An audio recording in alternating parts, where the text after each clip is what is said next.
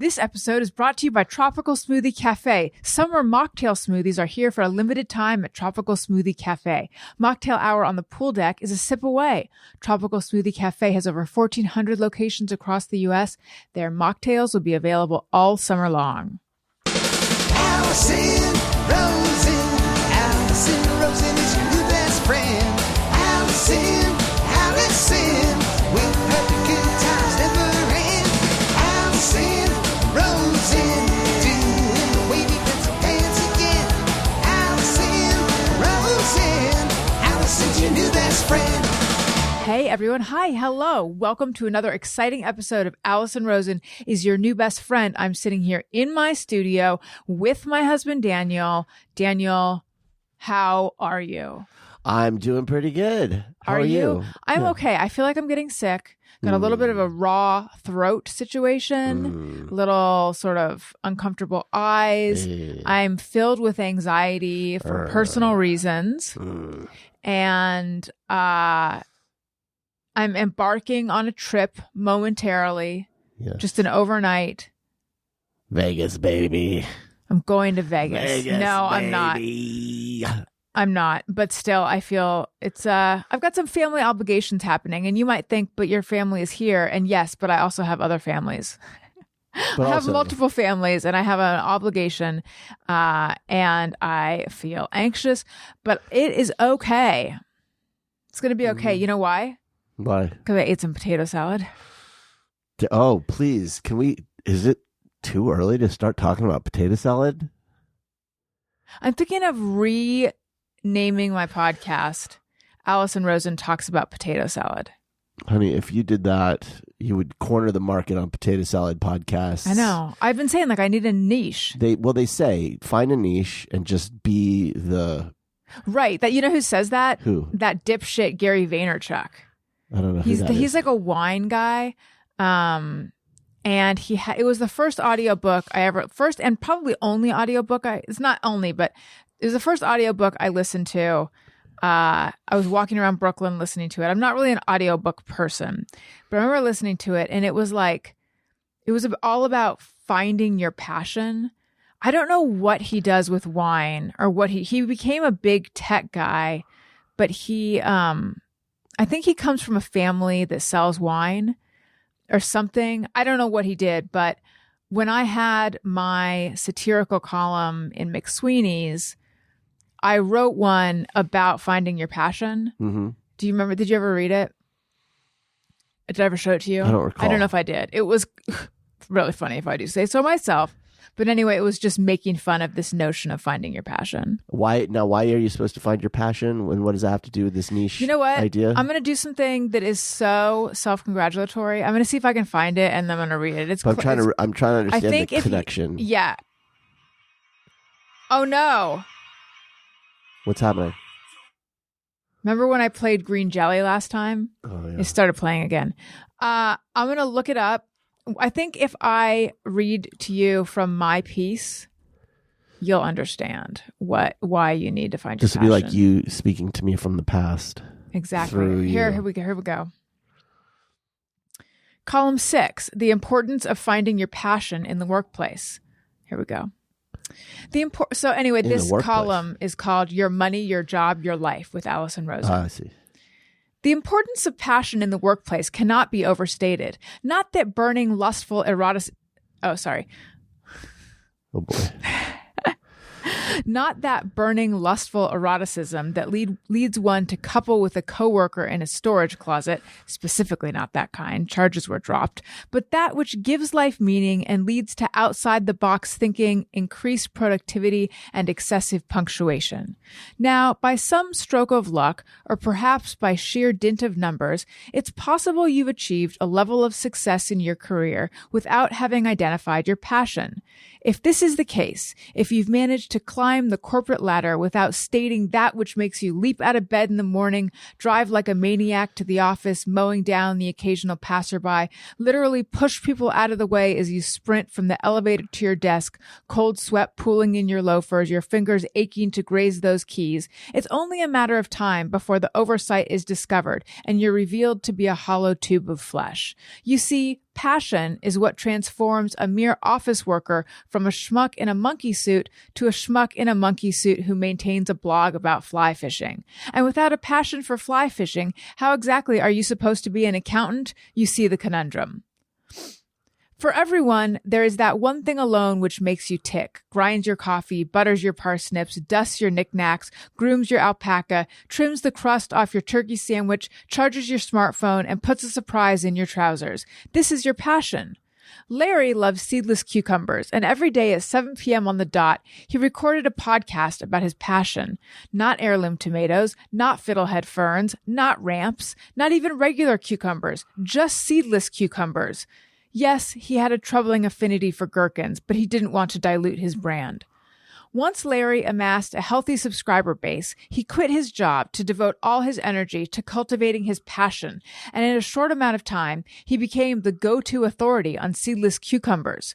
How did he do it? How did he build his brand so effectively in the crowded seedless cucumber blogosphere?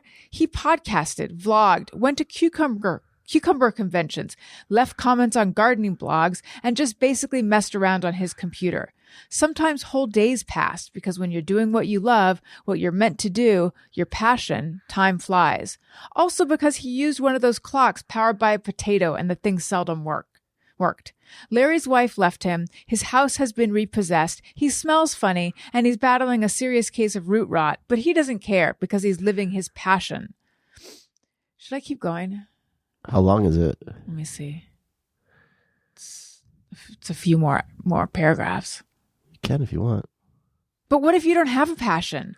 Without a passion, you're pretty much screwed. It's not just that your life will be meaningless and your children, if you don't have any, will be ashamed of you. It's that you'll soon be out of a job because you won't be able to answer the question, what's your passion? Don't you care about anything? Doesn't anything make you enthusiastic? What are you, Jerry Seinfeld? And don't say your passion is being a nice person or having a happy life, because not only are those obvious, but you can't sell ads around them. To lack passion is to be un-American. Then again, terrorists and zealots have a lot of passion. So it's not just about having passion. It's about having the right kind of passion. It's about being passionately correct. Should this prove insurmountable, should you be unable to locate your wheelhouse, do not throw yourself off the nearest bridge. There are a few careers where passion is not only not a requirement, it's a hindrance. If you work in a slaughterhouse or mortuary, it's prudent to be, at best, lukewarm about your job. No one will fault you for a matter-of-fact approach. Similarly, there's nothing to be gained from working yourself into a lather before administering a mammogram or neutering a dog. Basically, if your job requires you to palpate, cup, cradle, excise, extrude, or lance anything, the less giddy you appear, the better. In all other situations, however, anything short of Bieber fever will only hurt you. I feel like from that, you can figure out what Gary Vaynerchuk's book was. Can you not? But what's his thesis? Like, he thinks you need to find passion for what reason? Because then you could monetize it, and then your passion will be your work, and then that's bullshit. I know, but he blogged and he podcasted and he videoed and he vlogged and he did this and he did this and this and this and this, but it didn't feel like work because his passion was wine. And look at him now, or something. If you're lucky enough to have a passion that can be monetized, then sure. But not everyone's gonna have a passion that's gonna be able to make them money. You got to go to all the conventions, be that guy. Yeah, I think the thing is, those are good tips to give someone who wants to do what Gary is doing, of which I still haven't defined it, I know, because I'm not exactly sure. Those are good tips. At the same time, there's always like a stroke of luck that happens. If someone asks me how to podcast, I can tell them all the things to do, but still, it's a huge amount of it is luck and timing.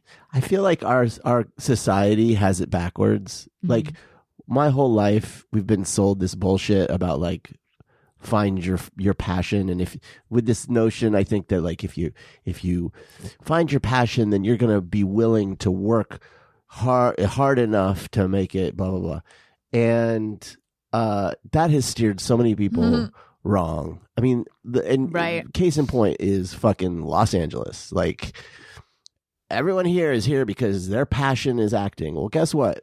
Very few of those people are making a dime on it or Right. writing or whatever. Sorry, go ahead. I think it should the proper way to do it is find what you're good at. That's what you should do. Find what you're good at. And then you will get passion from being really good at something. Right. He's an entrepreneur and investor who built his fortune by investing in companies like Facebook, Twitter, and Snapchat. But what many people don't know is that Gary started his career by buying a cereal company at the age of just 12 years old. Oh, yeah. He just had the money sitting around. He probably got that from his lemonade stand. Yeah. I'm trying to find. He bought a cereal company. This is some bullshit. I don't have time for that kind of nonsense. Serial entrepreneur, chairman of VaynerX. This is like... You know what I'm going to be the chairman of?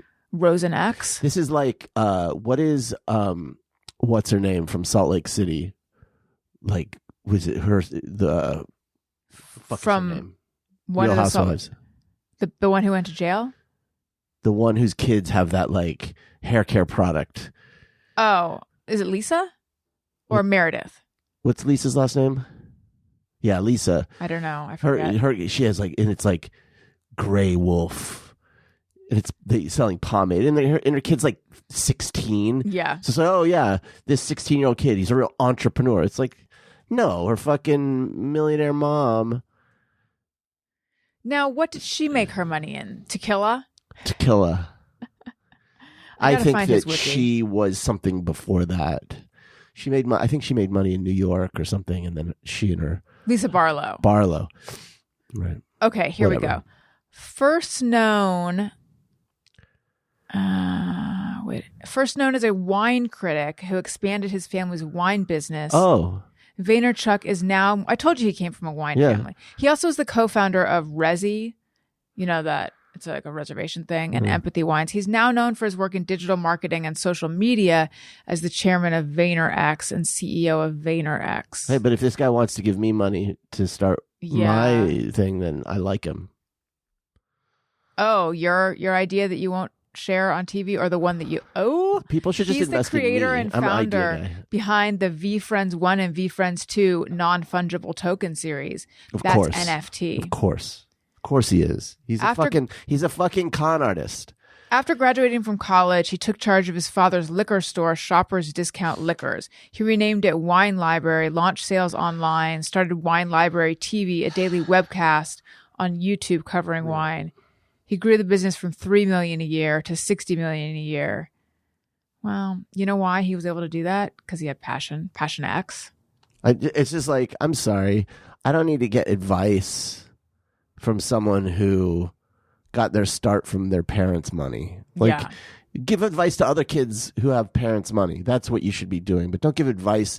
Don't be telling kids in public school whose dad is a plumber, to find their fucking passion. Yeah. Like, that shit pisses me off. I know. So anyway, listen. We have a special show for you today.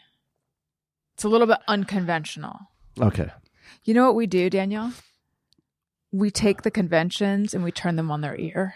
Yeah, that's what they say. They say they are pushing the envelope. They're like, that's not a convention What podcast. does pushing the envelope even mean? Does it mean that it's bursting out of the envelope? Or pushing it like is expanding? the envelope trying to contain you? I got to look it up. I sent something that was literally pushing the envelope, and it got returned to me because I didn't put enough postage on it. And I had weighed it and everything. Means to surpass normal. It comes from, what? Get this. It comes from the aeronautical use of envelope, meaning to perform limits that cannot be exceeded safely. Well, I would like to understand why that, but what does that mean? The expression comes originally from mathematics and engineering, where an envelope is a boundary. Oh, it's popularized by test pilots, especially those depicted in Tom Wolfe's book, The Right Stuff. Okay, anyway, enough of that. Listen, we're going to do 20 questions. Mm-hmm. on Alison and Todd After Hours, Todd wanted us to do 20 questions, and he came up with 20 questions for me, and I came up with 20 questions for him. I don't know if that one's aired or not yet. I think it has. So you can get that at patreon.com/Alison and Todd, Alison with one L, Todd with one D. Not our choice, our parents' choice. But I thought I would ask you the questions that I asked him, and then I will answer them as well. Because I feel like there's some decent questions. Okay. Ready? I don't know. I think you are. Okay. Daniel, if you weren't, well, see, I wrote a writer because that was for Todd. So for you, if you weren't doing what you're doing now, what would you be? A writer. Great. Perfect. And I think I would be a therapist. No, well, I would be if I wasn't doing what I'm doing now. Which what is would I be? How would you even define that though? Because you are writing now, but if you didn't work for in film distribution, I guess. I mean, that's impossible to answer because, like, in what sense? Like, what was your other career? What other careers did you consider is really what the question means? Well, I wanted to be a filmmaker. That didn't work out. And I'm writing and illustrating something, but like, there's a reality in which there's a million things I could have been. You just have to choose one for the purposes of this. I can't answer it. I don't know.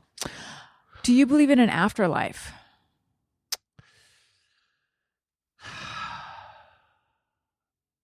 I don't know how to answer that. I sort of. Tell me what you mean. I think that we are our consciousness. The analogy I would give of what I believe is that, like, imagine a blanket, and you were to take and pinch part of the blanket up and just pinch it up into like a ghost. A ghost. And then you were to take another in another spot, and you do that. Each one of those would be like a person. And the blanket is energy? Well, sort of. And when you die, it just goes back to the blanket. It's like the way it's like electricity. The way a wave in the ocean just goes back into the sea. The part of our consciousness that identifies as ourselves goes away. So you're not going to, I don't think you're going to die and then just continue to be, I'll continue to be Daniel Quantz, in any particular way. But my consciousness in its fundamental sense doesn't go away. Yours does. The part that you go away. The ego part, the part that identifies as Daniel Quantz, the part that likes this movie and not that movie, that stuff goes away. But so what I'm hearing is that no, you don't, but you have some spirituality and like belief in there is a that's kind of like consciousness that is behind all of that, deeper than that we tend not to identify with because we get very distracted by the business of preferences and ego and I am the sum of my likes. I like punk rock and I'm an Eagles fan and I went to USC. That's Daniel Quantz, but it's not. There's a Daniel Quantz that's much deeper than that, but we're not really in touch with that. And you don't mean the band, the Eagles. I mean, the Philadelphia Eagles, whatever. I'm just giving an example of how we like to carve this very small, yes, I understand what you're saying. But that's fake. So, that's my answer to that. All right. What do you most want to be thought of as, and what do you least want to be thought of as? Most and least. Think about that while I give my answer to the afterlife. Right, sure. Alas, no, I do not. I feel like once you die, that's it. I have some, I have some similar feelings as Daniel about sort of we're all connected and a greater spirituality, and consciousness is a miracle that we can't explain. And so therefore, does that go away, etc. But in terms of waking up, on a cloud, looking down, I hope I'm wrong, but I think that's not happening. Okay. Yeah, What do you most want to be thought of as, and what do you least want to be thought of as? I don't know. I don't really like that question because it puts me in an ego. It makes me start thinking from an ego point of view, like how I'm regarded. And yes, that is what the question is asking. Yeah, and I think that's like dangerous territory for me because I try not to like. I don't want to.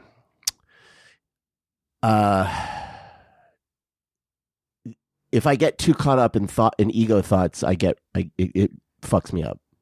So I don't.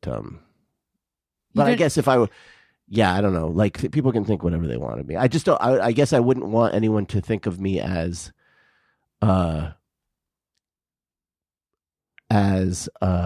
thoughtless or cruel, or selfish. So I wouldn't want that. But, and I guess I would want them to like what I do. I would like people to enjoy what I put out into the world. And of course I want my family to think of me as a good, partner, friend, father. So that's about the extent of what I think about that. Yeah. I mean, yes, it is a question about how you're regarded, but it's also a question about what your values are.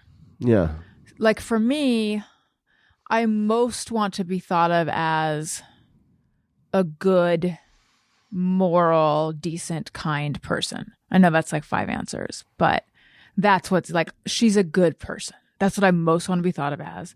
And then I least want to be thought of, like, if someone said, what about me? Would I just be like, trying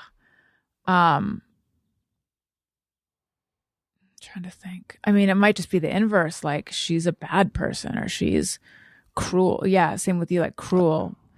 I'm trying to think what else. Well, my one therapist I had years ago said, everyone has cruelty inside them. And I was like, I don't. Or maybe, yeah, I said, I don't. And she's like, that just means it's in your shadow. Like you're not connected to it, but everyone has it. Accurate, I think. So I guess maybe that is what I wouldn't want someone to think of me as, cruel. A bad mom. I wouldn't want them to think of me. It's interesting. Todd's answer was he would want them to think of him as, it was career based and create, like as a creative. He would want them to like the things that he creates. I believe it was something like that.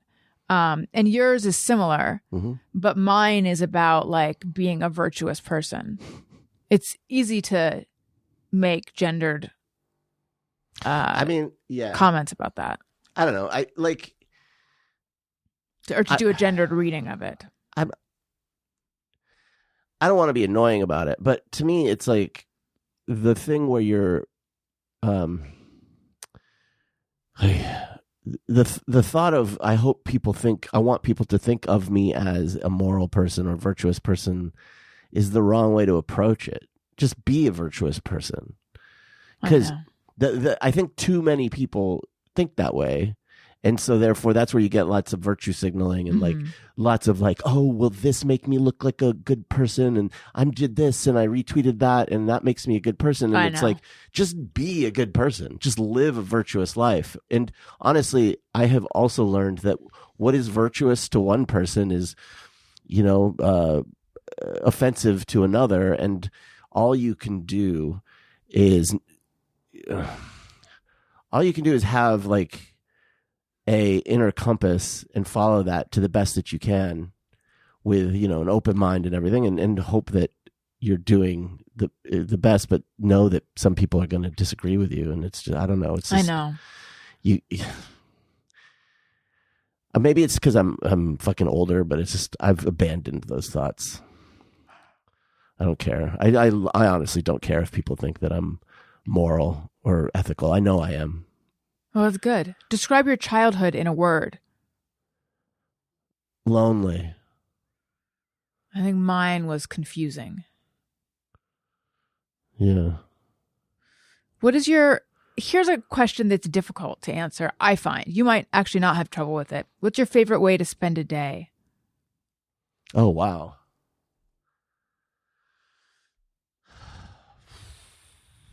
My favorite way to spend a day. I don't know. I mean, like, I think it would involve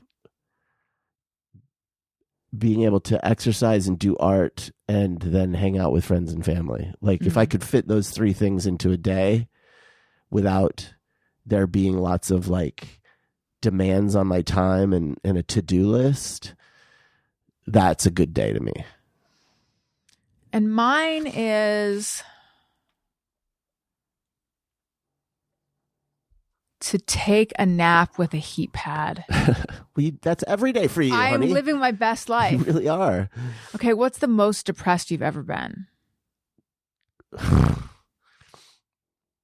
That's impossible to know. I mean, like, I've been fucking seriously depressed a lot, so I don't know.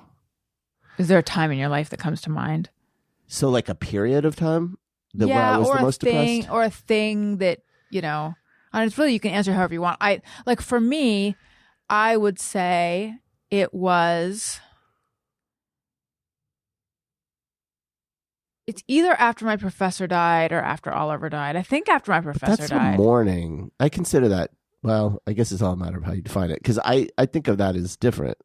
Like, yeah, being you're right. sad because someone died. Like, well, that's not depression. That's just being okay. Maybe in I mourning. mean, what's the saddest? Well, you can What's answer the however saddest you you've want. ever been? Sure, I've ever you been? can answer however you want.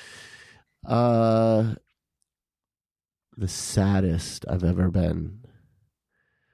Definitely my wedding day. No, that was the saddest you've ever been. Yeah.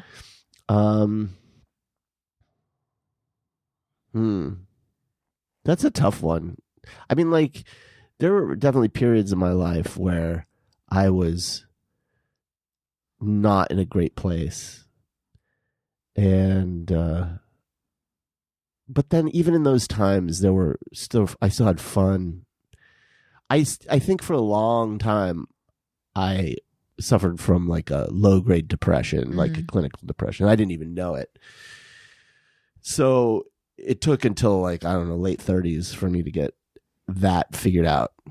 And then once I got on a SSRI, I was like, oh, what the fuck? I even said to my therapist, I was like, wait a minute, is this how people are? He's like, yeah, this is how people are. I'm like, fucking A, I thought everyone was like Me too. me. I thought everyone was constantly, like, had this, like, heavy wet blanket, like, that they had over them all the time. He's like, no, people don't. That's not how it is. Like, oh, okay. So it's hard. Yeah, most of my life's been pretty fucking miserable, if I'm gonna be honest. But again, even within that, like, there were fun times, good times that I've had. So I don't know. Do you have a favorite word?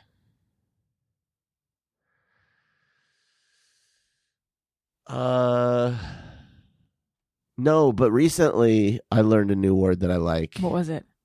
Is it meretricious? Meretricious? Meretricious. I think, yeah. And remind me what it means? It means seeming to have value, but actually having no value. Like being substanceless. I gotta look So, it like, up. all style, no substance would be a way of defining it. Yes. So it's apparently attractive, but having in reality no value or integrity. Meretricious. I think of it like the opposite of nutritious. Yeah. And it's not merit like I have merit. It's MERE. mere. Yeah, but you're like, oh, Mara. And it means Mara. This was you. This is what you said. Mara means pure and simple, nothing more and nothing less. And I said, do you mean mere? Yes, but go ahead. Yeah, it's not pronounced meretricious. I don't think it's meretricious. It's a great word.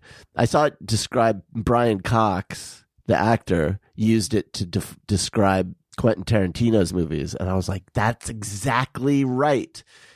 They're that word. That's what they are. Fun, but devoid of any substance. My friend Jeannie, who lives in Spain and speaks Spanish, but still remembers English, raised to speak English, but got so good at Spanish that she like went over there to teach English over there. And one of my good college friends who I've talked about her because she and I reconnected a few years ago and it's been so delightful. And she likes words just as much as I do. Mm-hmm. And she taught me a word that I didn't even know. What is it? Tittle. And it refers to the dot over an I or a J. Isn't that so fun? It like TIDDLE kind of? TITTLE. Oh. Sort of like when I say to you, let me send you the tittle, but I mean title. You are so silly. And then I was thinking, it doesn't mean dot. It means specifically those dots. But Sure. if it just meant dot, if you're reading out loud and there's an ellipses, you could say da-da-da, tittle, tittle, tittle. But you wouldn't because it's not. I got to look it up. I just took her word for it. She could be putting me on. Well, how fun. Wait. Oh, no. I looked up title. Tittle. A tiny amount or part of something. Huh. Well, that's different than what she said. That's what she said. Oh, here we go. A tiny amount or part of something. For example, the rules have not been altered one jot or tittle since. And then archaic, a small written or printed stroke or dot indicating omitted letters in a word. Well, wait, Jeannie. Oh, Jeannie. Oh, Jeannie. Jeannie. Now, how can she be trusted ever again? the meaning of, this is in Merriam-Webster, the meaning of tittle is a point or small sign used as a diacritical mark in writing or printing. What's diacritical? I don't know. It has something to do with print. Well, this is a fun rabbit hole. A tittle or superscript dot is a small, this is on Wikipedia now. Okay, well, Wikipedia. Superscript dot. There you go. Yeah, Wikipedia shows it with there's an I and a J. The dots are in red, and it says lowercase I and J with tittles in red. Oh my God. There's a notable use of the word in the Bible. Okay. For verily I say unto you, I'm going to say this to you from now on, till heaven and earth pass, one jot or one tittle shall in no wise pass from the law till all be fulfilled. Right. When it says no wise pass, do they mean no ways pass? I don't know. Another favorite word of mine is wanderlust, even though I like to sleep in a bed with a heat pad, so clearly I don't have it, but I just think it's a cool sounding word, wanderlust. Sure. Are you an extrovert or an introvert?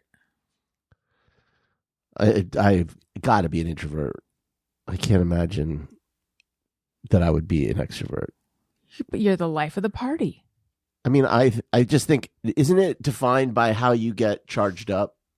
That's what I've heard, yeah. And it's like just being alone charges me up. Although I love being with friends, but I don't like, it's not something I seek out.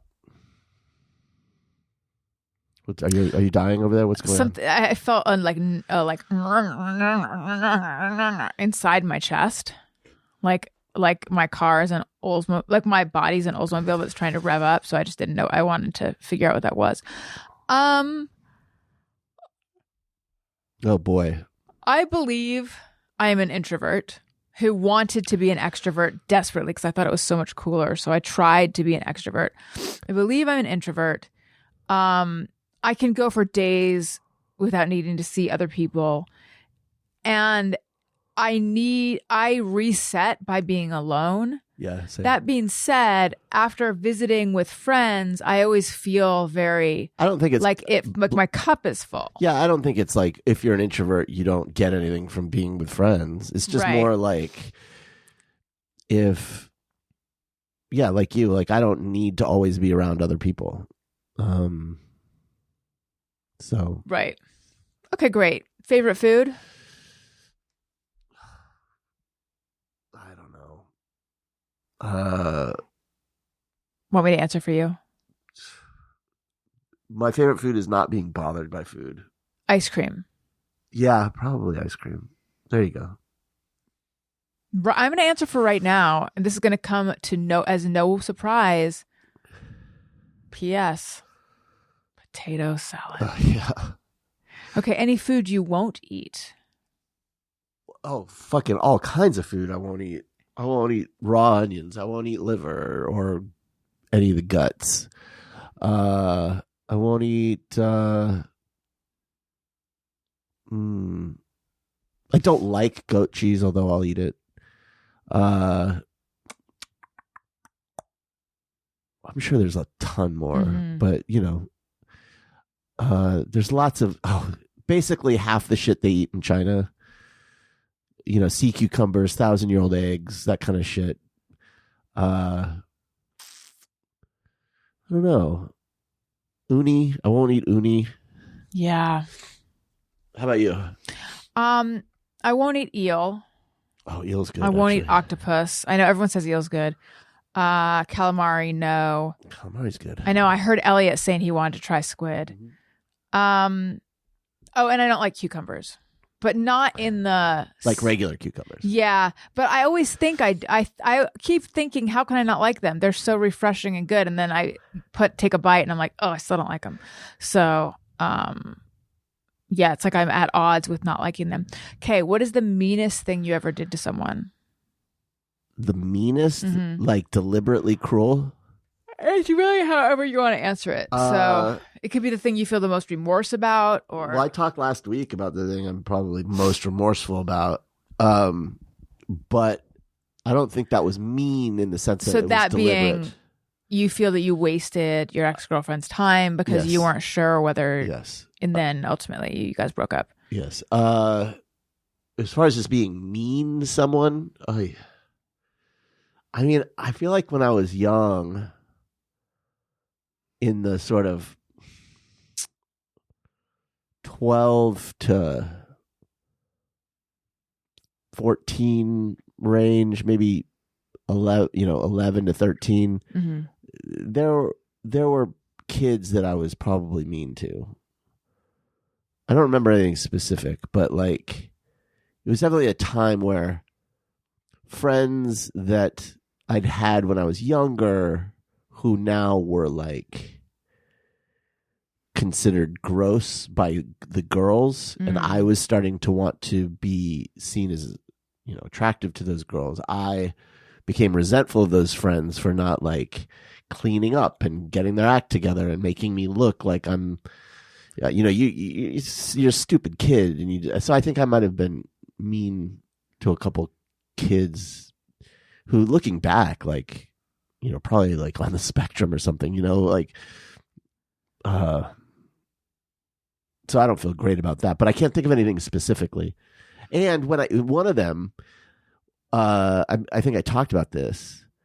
One of them who I think I was mean to, I have since cleaned my conscience about, because I went with him and his family to Texas, and on the way back from Texas, in the back of this old station wagon where you sit facing the back, he farted the entire trip from like Texas to Tucson. And it was the most pungent fart smell I've ever smelled. That deep rotten egg smell. It's just like rotten egg. Like someone just farted an actual rotten egg. Like there's like actual eggs. That's what it was like. And I wanted to fucking puke for like 8 hours. So I feel like any guilt is absolved for the torture that I was put through. Were they audible farts? No, you'd just be sitting there and all of a sudden it's like, and you'd be like, I was that like, poor guy. I was like pissed. Yeah, it sounds like it. I'm trying to think though. I don't know. I probably have been mean to people and just don't remember it. I do. I remember it. What about when there was something in like a white elephant party or a secret Santa, a gift exchange at work? There's something that someone wanted and you purposefully took it. I don't know if I regret that though. What was the circumstance? Unless you don't want to talk about it. Yeah, I'd rather not talk about it. Okay. More just because this is like a few years ago and people could be listening. I remember thinking that was not that kind, but that you had a reason to want to get back at that guy. No, it wasn't really getting back. It was just like being annoyed with the way someone was behaving and just being like, you know what? If you're going to be like that, then I'll be like this. Did he get your gift and he was unhappy with it? Is that what happened? Oh, I don't remember if that was it. I don't remember. Okay.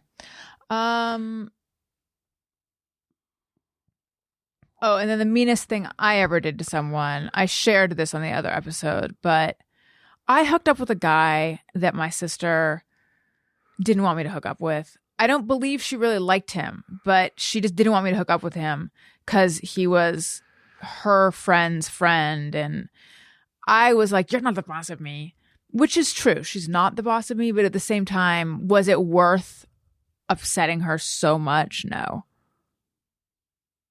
Yeah. I would have advised against doing that. I didn't know you yet. You should have known me, though. Yeah. So you're like, it's kind of on you. What was your first heartbreak? My first heartbreak? Mm-hmm. Was probably when my dad left the house when I was 1.5. Do you remember that? No, but it was, the fundamental sorrow of my life for, decades. Yeah. But then, talking about girls' heartbreak.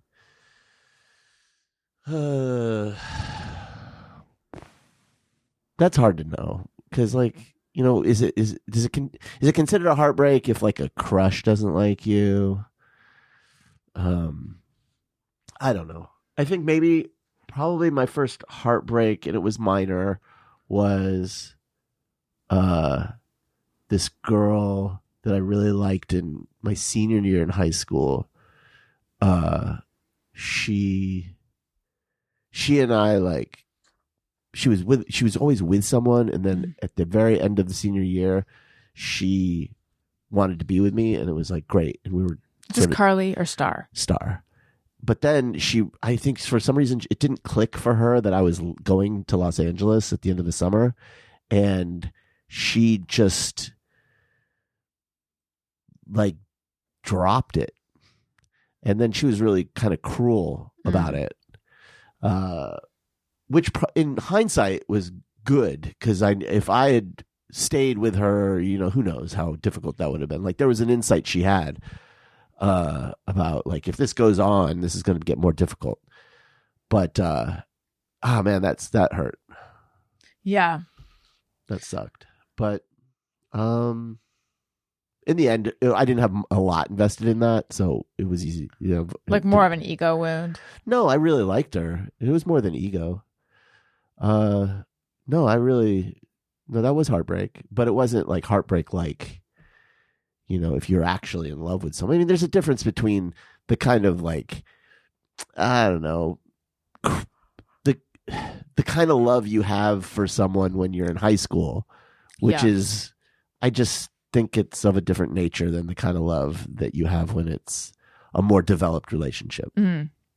And mine also, I would say, is a family thing. My first heartbreak was when my brothers, my older brothers, who lived with us until I was 3, they moved back to live with their mom after a lot of fighting in the house. Yeah. So that was hard. Yeah. Okay. What is the trait you most? This is, I believe, straight from the Proust questionnaire. Now, what is the trait you most deplore in others? Selfishness. And I would say cruelty. Yeah, they're of a kind. I also can't stand a certain kind of bitchiness / cuntiness. And I'm wondering if this is different than cruelty. But to use Vanderpump Rules as an example, when Joe came up to Katie and was trying to apologize, and Katie was just giving her nothing, just being so bitchy in the face of that. How would you describe that? What would mean girl behavior? Yeah, cuntiness. Yeah. Is that cruelty though, or is it just? Katie can be very cruel. It was deliberately cruel. It was cruelty. Yeah, she was trying to punish Joe. Yeah. I think that the reason maybe that doesn't bother me as much is because I think that, take Katie, for example, I think that's coming from a place with Katie of deep hurt. And she's projecting that hurt, so that's not okay. I'm not saying it's okay. But for me, selfishness, which is like really another way of saying narcissism, where a person only thinks about themselves, to me that's much more insidious. Like, even though you think, oh wait, but the one is the person's being cruel, but it's like, yeah, but in the one the person actually has a soul, right? In the one the person like is operating from a position of hurt feelings, whereas the other one, they're just like cold and don't give a shit. Yeah, I mean, I've talked before about my great wound of those girls turning on me in 7th grade, my hellish 7th grade experience where all of a sudden all my friends decided I was icky and gross and I had no friends. And then I remember in 8th grade, they were acting like nothing had happened, like saying, hi, I remember my friend Katie saying, hi, Alison. And I was just like, hey, like, monosyllabic, like, but my face was monosyllabic, like not even any expression behind the hey, just like, heh. And I just kept walking. And my brother was there. So we had this thing at my school called Grandparents' Day. And my grandparents literally never came. 2 of them had the fucking nerve to die when I was in 1st grade. And then the other ones just weren't in California. Right. So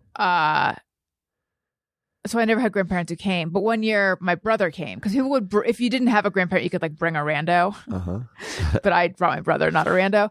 You could bring someone else from your family. But I remember him kind of like having this puzzled look on his face when this girl said hi, and I went, hey, and just I was so snippy with her. He was, why are you being so mean to her? Well, I don't know what he said about it, but I'm just thinking if that was a reality show and you just saw that, like in essence, that's sort of what could be a little bit what Katie is doing, in that she thinks of herself as the injured party. She thinks of Joe as this person who pretended to be her friend and then started having a relationship with her ex-husband. Well, and also, so she's got this wall up. But also, like, and this became a little bit clearer in the reunion, there's so much that we haven't seen. Like what we're seeing in the show is just like a moment.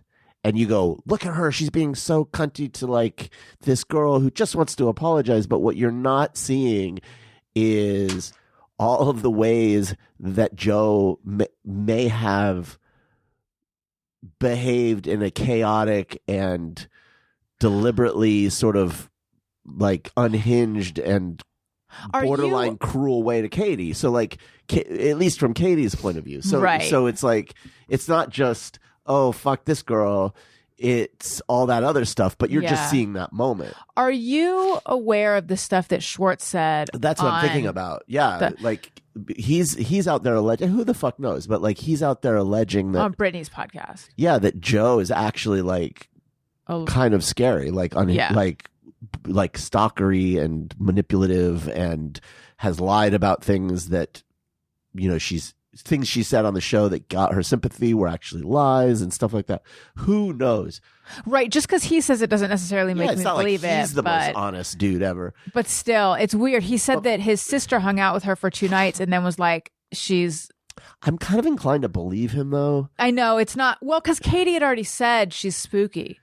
And even her former best friend Kristen is like, oh, what did she say? Kristen Doty and she were like best friends, and then she just dropped her. So I wish I knew someone who knew these people for real, so I could get in there and get the absolute the real info. I have one more reality show question, then we're moving on to the rest of the questions.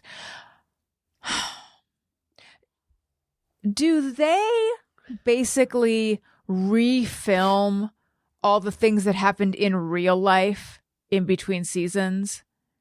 Because I remember when Peter Madrigal was saying that the producers wanted to get him and Raquel on a date because they had been on a date, some months before. And so they wanted to get that. It's like all this, I get the sense the scenes it's not like the real world where 8 strangers pick to live in a house together to see what, where they film 24 hours a day and then in the end they edit it together. It's not like that. Like they plan scenes to film and stuff. So I'm wondering, is it based on what happened in their life some months before? I think maybe a little bit. I think maybe the thing related to that's most common is probably, can you guys have that conversation again, kind of thing. But when did the conversation happen? Well, whatever happened off camera. But how did the producers know about it? I'm sure there's like meetings and stuff like where they talk about what's been going on in their life. It's like, you know what? Why don't Lala? Why don't you bring this up so you guys can have that conversation again? I bet you that happens. But like with Vanderpump, especially in the last season, there wasn't a lot that happened. Mm-hmm. So there wasn't a lot to recreate. It was more just, this is the case with the housewives too. It's just like, okay, we're going to go, this episode, we're going to go do this. And they all just do this thing together and then they just talk and get in arguments. It's basically all it is. Right. It's not like real world where they're trying to live, or at least early seasons where they're like trying to live their lives. I used to think that seems artificial because you're recreating something. But now I feel like, no, if you can forget the cameras are there, the emotions behind these conversations are real. Like if someone said to us, have the conversation about the weather on your wedding day again, very quickly, it would be us having a legitimate pain. Like we would each be in pain about the conversation, even though we've had that conversation like 1,000 times. Yeah. And it's also, I don't know that anyone watching these shows is like, wait, there are cameras there? I thought this was just, really happening. Like, I think everyone's pretty much savvy to what these things are at this point. Yeah. And it's more just, let's see what happens when these two people get in a room together and start arguing. Describe your marriage in a word. Supportive. That's my word. Yeah. Oh, look at us. That must be right then. That really was the word I was going to use. Yeah. Oh. That's good. What makes you say that? I saw it written down on your piece of paper. No, I don't, because I think that's probably the number one. Obviously, there's love and there's, all kinds of other things, but like, the thing that I get out of this that is of the most value is sort of feeling supported in life, and by you and kind of encouraged. Same. I guess other words I would use are warm, but that doesn't have the same. Yeah. Warm, family, comfort. But no, supportive is what I would say. Okay. What talent would you most like to have? Oh, Jesus. Talent. Mm-hmm. Oh, man. Do you want to think about it while I talk about my friends over at Tropical Smoothie Cafe? Yeah, do that. Alison Rosen is your new best friend, is supported by Tropical Smoothie Cafe. Tropical Smoothie Cafe believes you deserve a little vacay every day, not just once a year. Get on Tropic Time with bright and refreshing smoothies, tropic bowls, wraps, and flatbreads from Tropical Smoothie Cafe. You're on Tropic Time now at Tropical Smoothie Cafe. So fan fave summer mocktail smoothies are back. They have them throughout the summer. They just hit the pool deck. Summer mocktail smoothies are back and more refreshing than ever, and only here for a limited time. Head in and try the fan favorite Island Punch, Mango Berry Cosmo, or Watermelon Mojito smoothies today. I've said this 1,000 times. I want to say it again. Island Punch is my favorite because it has guava in it, and I am a guava nut. It has peach, guava, passion fruit, mango, and pineapple. But I also love their Mango Berry Cosmo smoothies, which have mango, strawberries, cranberry, and lime. That lime just gives it a bright, refreshing hit. And then there's the Watermelon Mojito smoothie, watermelon, mint, strawberries, and lime. Also crisp and refreshing. One bite of the Tropic Bowls from Tropical Smoothie Cafe, and you'll instantly feel like you're cabana side. Enjoy sunshine by the spoonful with the acai bowl from Tropical Smoothie Cafe. Join Tropical Smoothie Cafe for a pineapple, mango, and watermelon soiree. I just realized that rhymes. Join Tropical Smoothie Cafe for a pineapple, mango, and watermelon soiree. I love it. All summer long. Grab a refreshing Island Punch, Mango Berry Cosmo, and Watermelon Mojito Mocktail Smoothie and meet us poolside. Visit one of Tropical Smoothie Cafe's 1,400 plus locations or order online or through their app. Also, if you have not seen the little video I did in honor of National Flip Flop Day, where I played two sides of a conversation about smoothies. Oh my God, this thing is lighting up the internet. People are saying to me, why didn't you go into acting? I am a thespian, Daniel. I know. It looks campy. It looks hammy. But do you know how hard it is to do bad acting like that? It's so hard. That's what they say. They say, it's so hard to be that bad. But they say it's so hard to be that bad, but you make it look easy. And I say, thank you. You make being bad look easy. Yeah. What talent would you most like to have? It's hard. That's a hard one. Because, like, what pops into my mind when I think of talent at first is always just, like, silly things, like playing spoons or hacky banjo? sack or yeah. yo-yo. I don't tend to think of skill. Is skill better? Yeah, I guess. I guess I just would want to be better at certain things that I'm working towards being better at. So, like, the things that I would want to have a talent at are the things that I'm trying to develop a talent in. You know? For example? Like illustration, writing. Those are two things that I wish I had more talent in.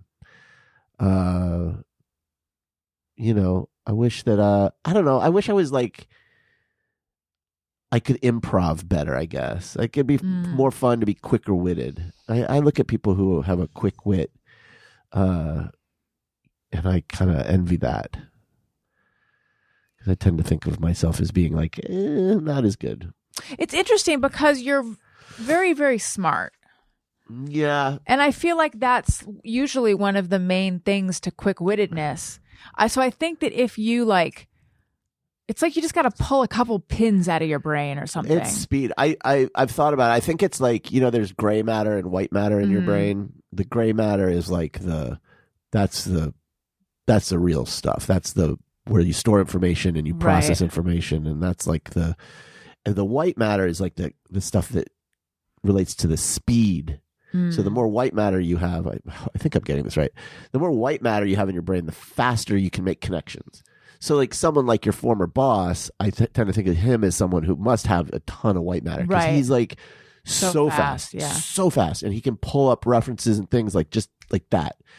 And that's just not, my brain isn't that fast, but I have like powerful gray matter. Right. And just slower. Like I'm a slow reader. I'm not as like quick on my feet. I think. So yeah, I wish I had more white matter in my brain. You know what it is? I think I figured this out. It's like how I will get in a fight with someone online. Yeah. And then I read you the back and forth and you're like, well, wait, what do they mean by da-da-da? And I'm like, I don't know. Like I get, 45%. I get the gist of what they're saying and the vibe. I get 45% and then I write back. Right. And that's how all of a sudden 1 minute later, there's 12 fiery responses. But you are much more methodical and there's what's the word? Not conscientious, but maybe conscientious. You fully, no, I mean, yes, but no. Like you want to fully take in and digest the information given to you. And then you want to think about it. And then you want to respond, which it's good that you do what you do. Like it's really good it's a really good quality for an analyst to have. Yeah. But I think, and we will get in conversations where you're like, what?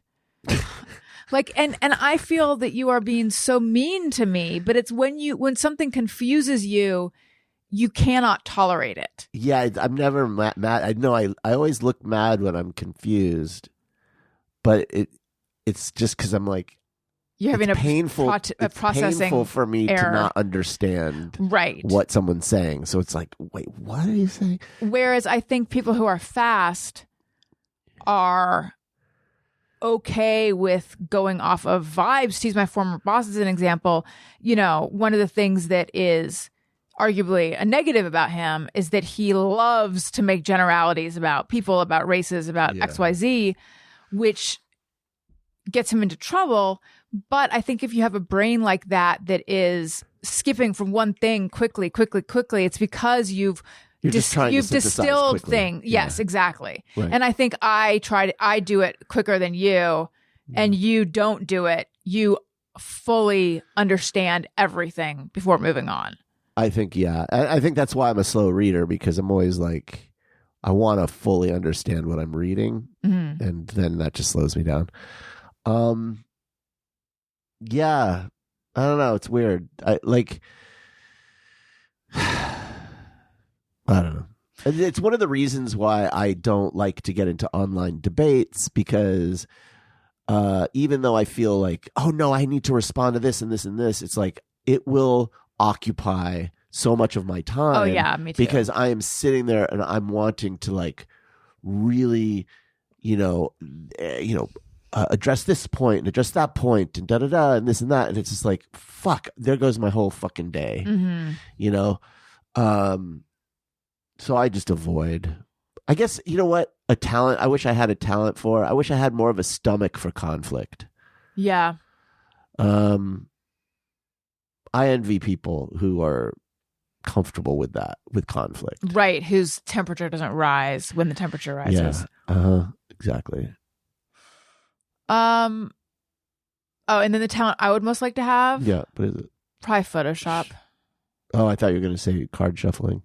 Oh God. That too. Fancy card shuffling. I can shuffle. Photoshop, honey, I feel like you can develop that talent. That's within your grasp. I know. If you could live somewhere else, where would that be? It used to be San Francisco, but the fucking bloom is off that rose. Last time we went to San Francisco, it was depressing. Didn't completely kill my love for San Francisco, but it certainly lost its luster. Wow. Where would I live? If there weren't so many ghosts of my childhood, I would say Tucson, is a really, a nice house in the foothills in Tucson would be nice. I don't know. I guess I love California, so I would probably be maybe, closer to the coast. I think it would be nice Santa Monica. to have access to not Venice. I'm talking I don't know. Central Coast is beautiful. Santa Barbara, maybe Santa Barbara. All right, Montecito. Let's do it, Montecito. You know what? That's what it is, Montecito. Yeah. God, does it get better than that? And I don't know. I'm having trouble figuring it out. I think New York, but I've already lived there. But I loved living there. Brooklyn probably. Maybe Hawaii. I don't know that I would like living there though. I'd like having a vacation house there. Or maybe, I don't know, another country. Yeah, I mean, but I don't know. Yeah, I'm going to stick with Montecito. That's okay.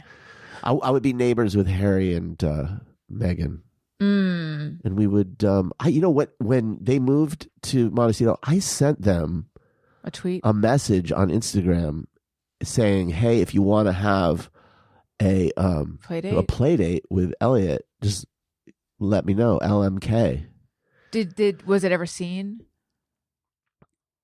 I put in the comments. Oh, I think, and they never fucking took me up on that. You gotta try again. Maybe they didn't see it. Try it again. Okay. What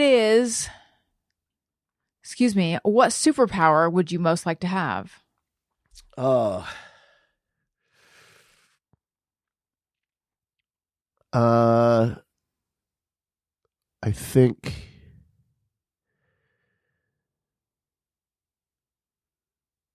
you'd want a superpower that isn't also going to be torturous. Like reading minds would be, you think that would be fun. Except then, you're like, I don't know that I want to know everyone's perverted thoughts. And then flying is cool, except everyone's going to hate you. If you're all flying around, everyone's going to resent you. Look at fucking that guy. Invisibility, that's just weird and creepy. So maybe super strength.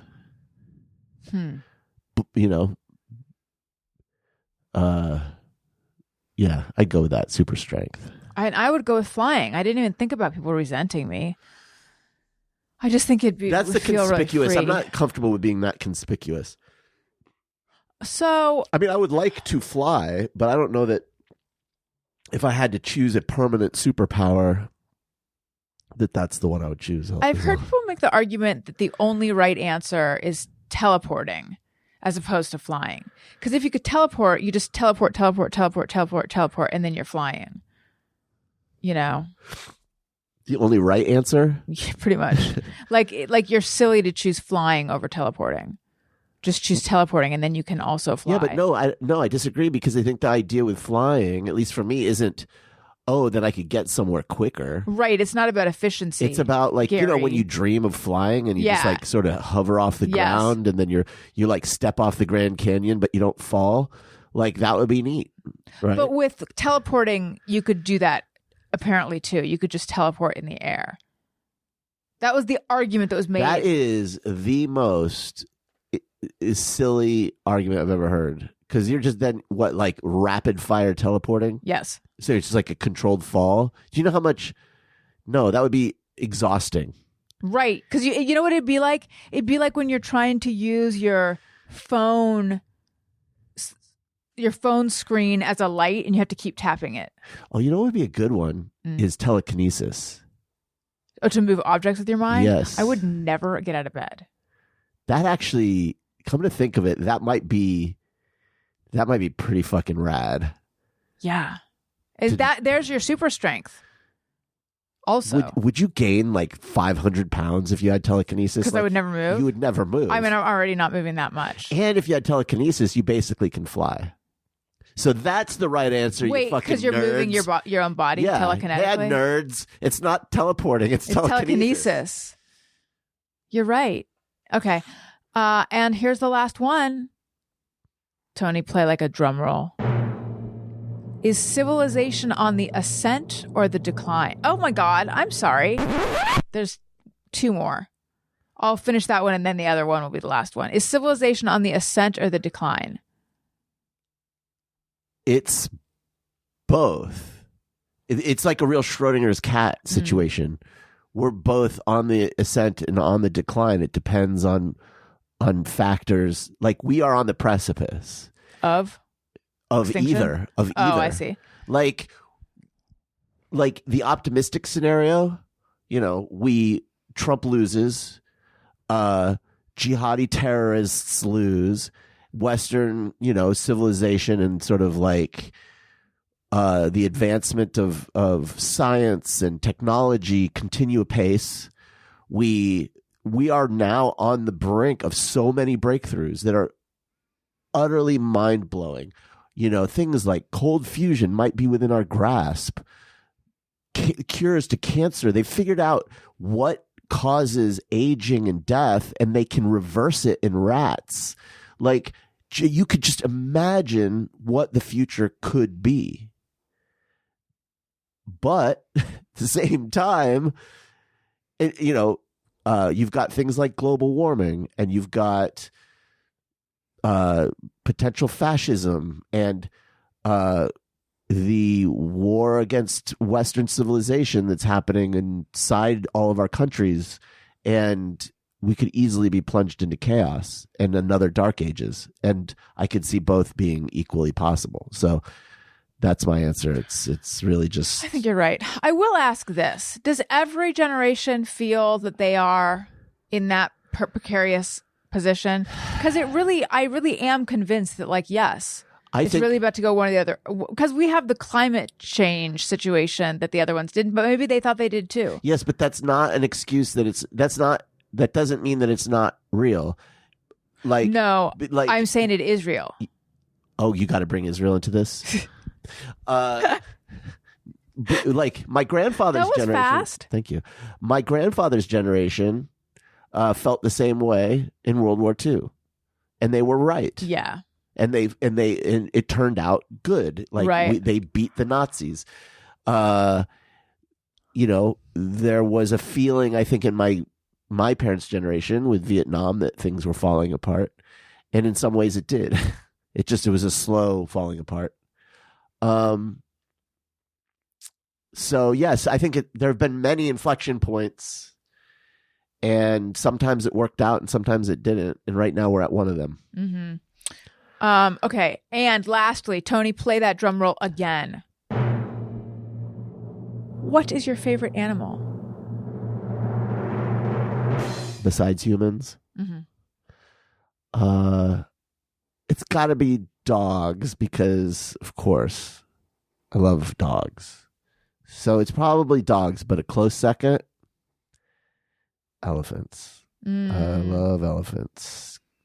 Those are great animals. Babies, specifically? Babies are super cute. Elephants are they're smart. They're great. They're great conversationalists. They're loving. They're loving. They're intelligent. They are. They're majestic and I don't know. I love elephants. Is it true that baby elephants cannot control their trunks? I don't know. Have you heard this? No. There's videos of a baby elephant whipping its trunk around, and the trunk is just like, "Rah!" And it's like they can't control their trunks. But I've only seen this one video, so I don't know. I just saw a video the other day. I follow an account that's just all about elephants, and this little girl, her shoe fell off in the zoo, and the elephant came over and grabbed the shoe with its trunk and lifted it up and gave her the shoe back. And it's just considerate. They're considerate. Why is it called a trunk? It should be called a snout or a snoot.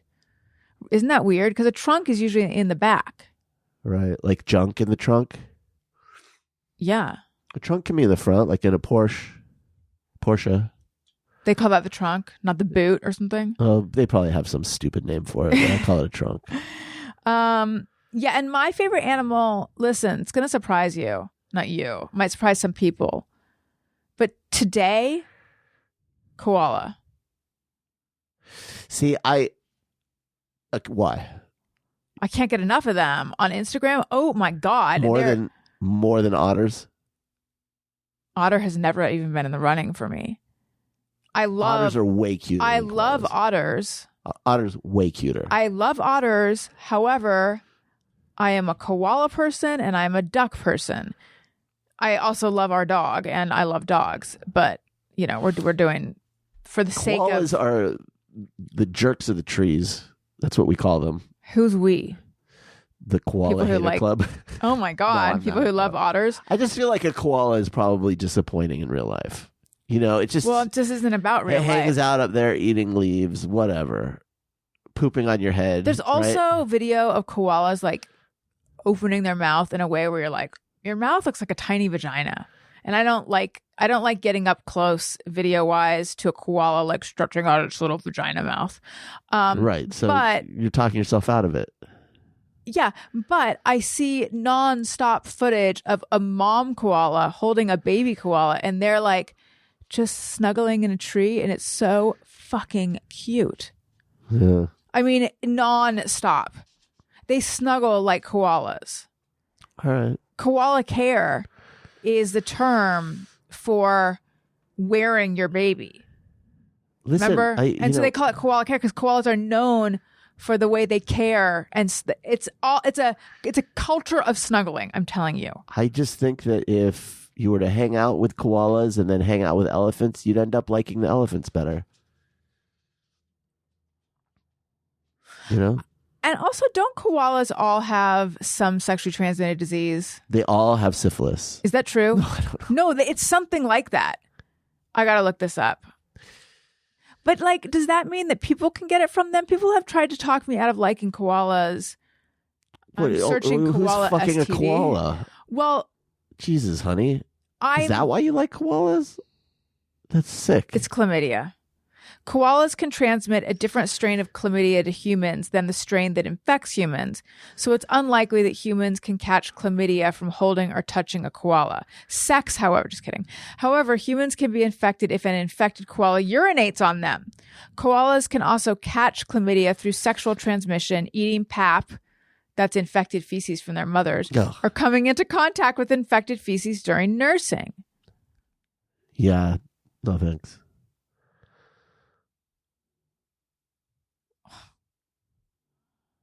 Did your hate club write that? Yeah.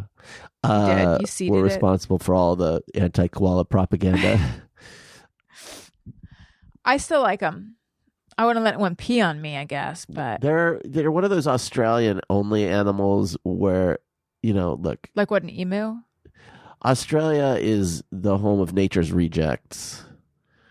It's like the broken toy island of broken toys. It's like, oh, this is like God created an animal. Like, hey, what if we did this? And then it's like, what if we put like huge legs in a pocket?